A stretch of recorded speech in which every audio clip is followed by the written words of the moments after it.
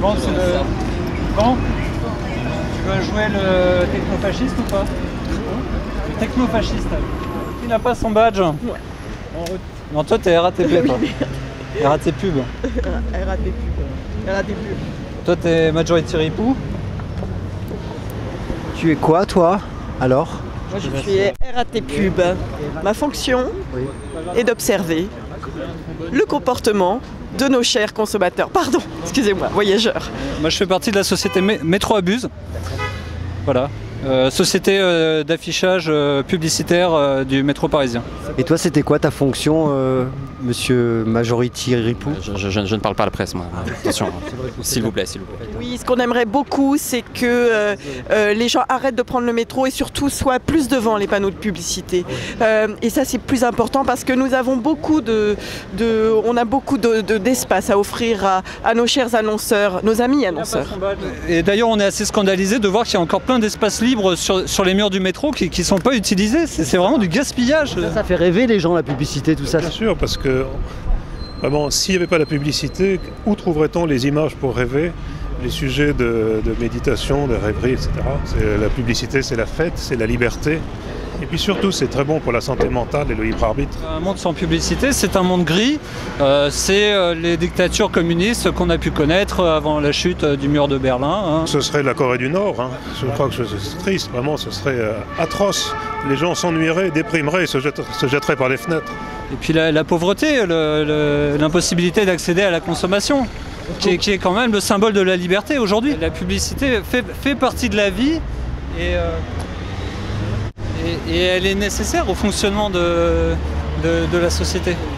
Pouvez-vous imaginer un monde sans publicité qui serait forcément triste, non, pour les gens? Forcément, les gens seraient obligés de se parler, on aurait une façon d'aller en bas de chez soi pour faire ses courses et pas dans un grand supermarché avec un grand parking. Et vraiment, je pense que ça serait triste en fait. Je crois que ça serait très triste. Voilà. Bonjour mesdames et messieurs, nous sommes des représentants de la RAT Pub, de la société Métro Abuse, société d'affichage publicitaire de la RATP, et la société Majority Ripou. Alors vous ne connaissez pas Majority Ripou, donc je vous les présente. C'est la société qui fabrique les caméras, capteurs de visage qui sont installés à l'intérieur des nouveaux écrans publicitaires du métro parisien. Donc une caméra dissimulée à l'intérieur de l'écran qui permet de vous analyser et de mieux vous comprendre. Ces magnifiques écrans que nous sommes en train d'installer dans le métro parisien, il y en a 400 de prévus.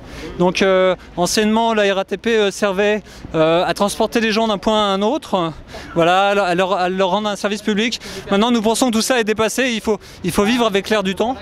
Donc nous proposons de nous rebaptiser RAT Pub, ce qui est à la fois un nom clair, parlant. Monsieur, laissez-vous analyser par les publicités. Attention, une caméra est cachée.